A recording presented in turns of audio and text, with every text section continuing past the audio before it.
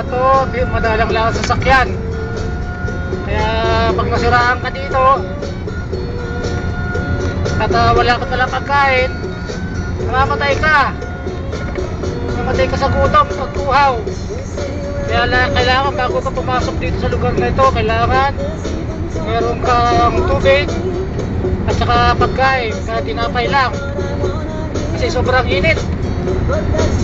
Maabot na ng 55 ang temperature dito, 55 degrees.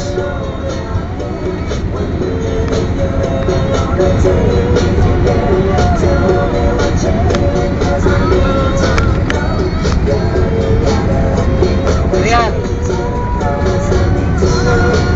kita nyo yung sunstorm mo.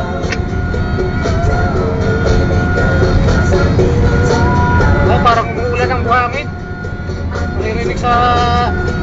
Naririnig sa ano ang bubong ng sasakyan ng tulog ng buhangin. Parang umuulan.